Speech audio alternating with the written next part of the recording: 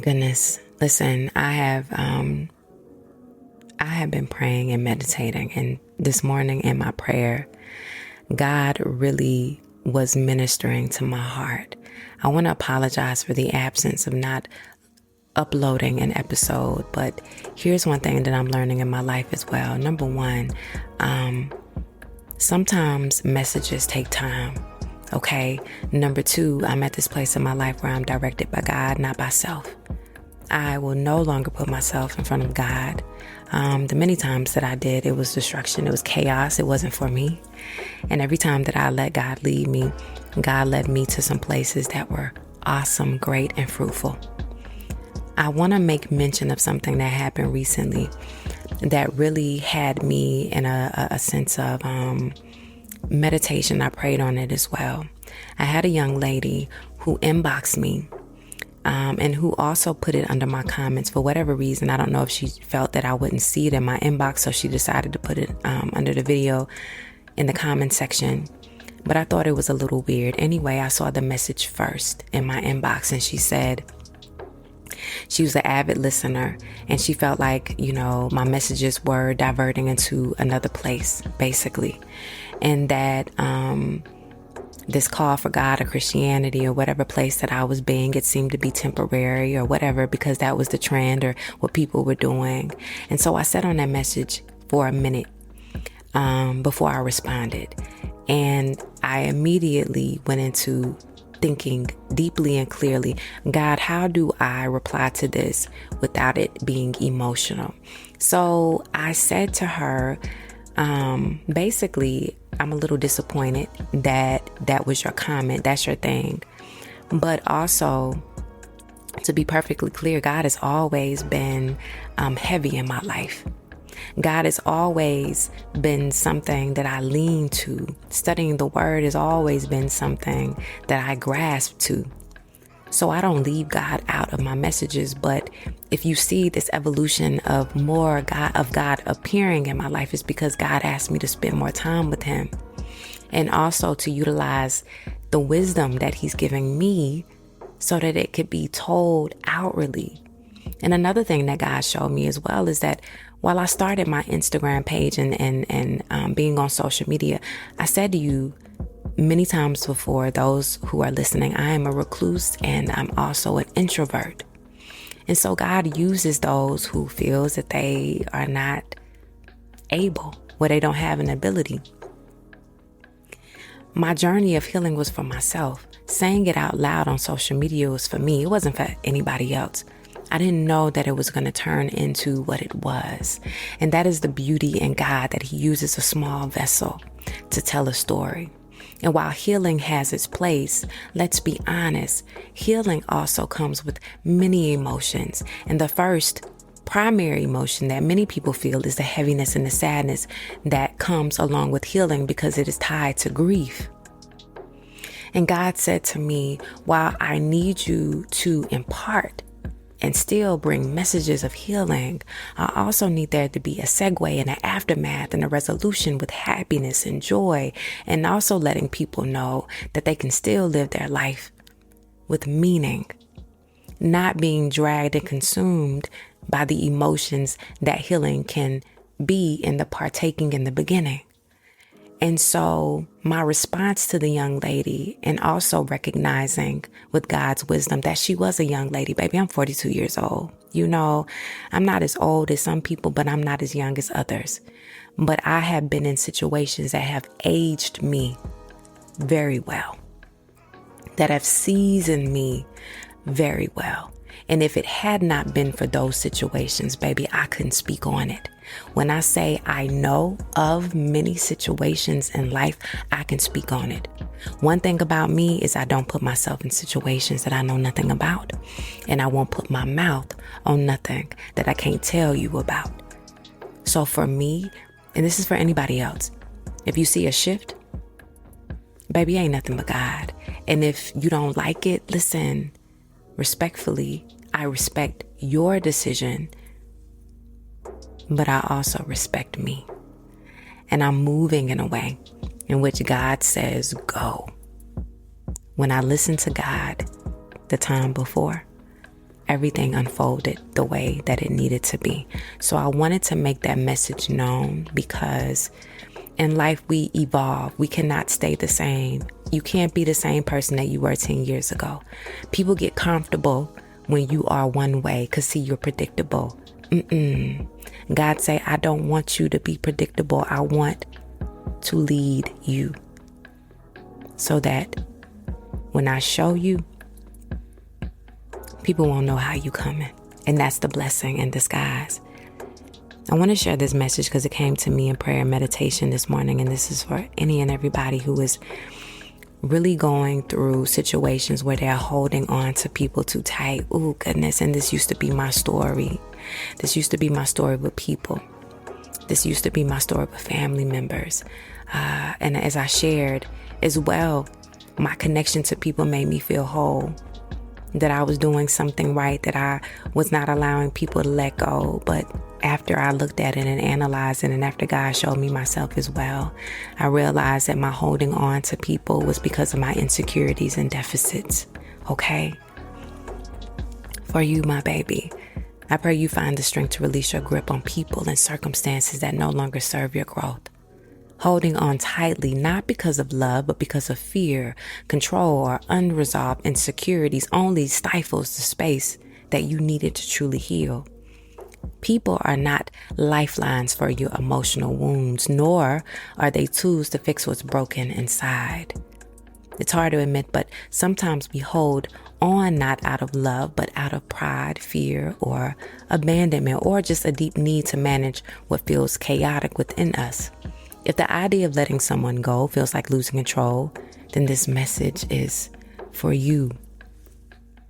There's a difference between love and attachment, and the two can often get tangled. Attachment demands possession, while love thrives in freedom.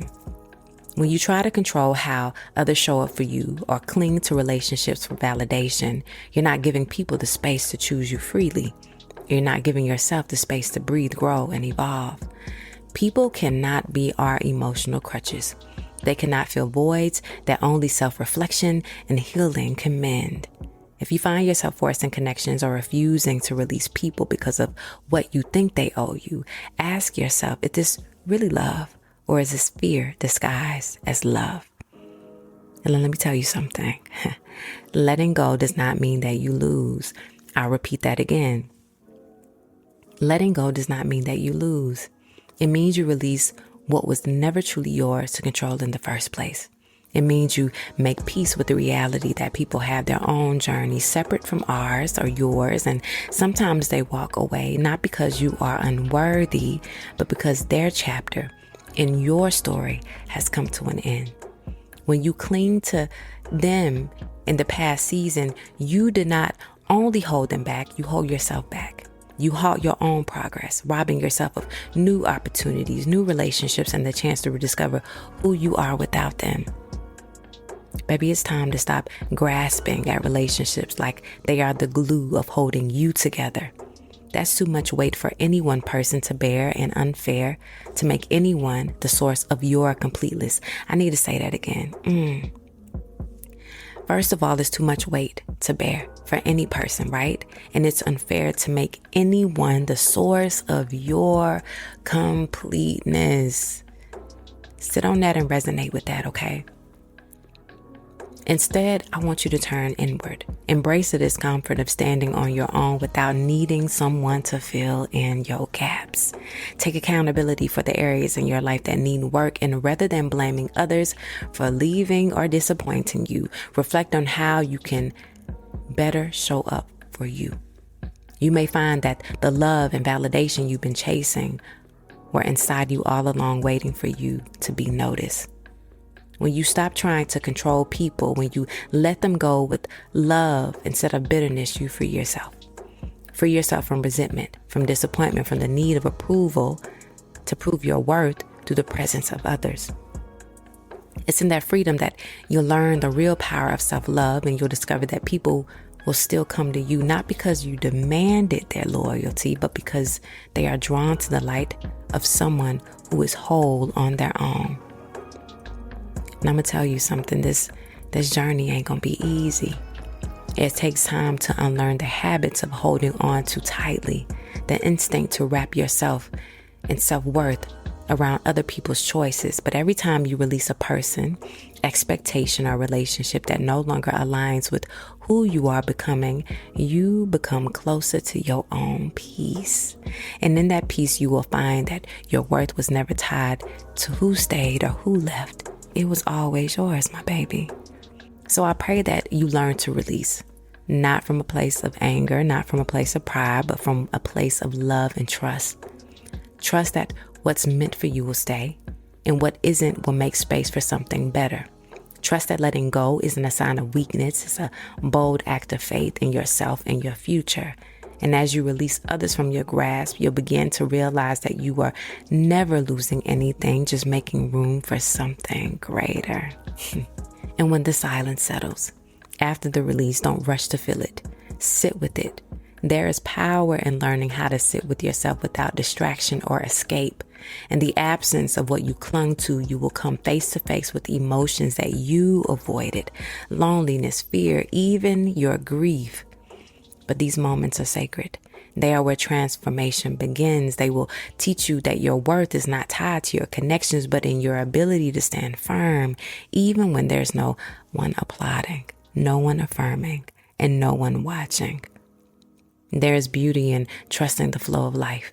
Not everyone would stay, and that's okay. People are meant to be experienced, not possessed. I'm going to say that again. People are meant to be experienced, not possessed. Every person that walks in and out of your life is a mirror reflecting parts of yourself.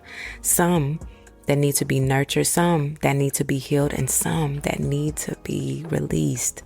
Learn to appreciate these reflections for what they are without trying to make them stay longer than they are meant to.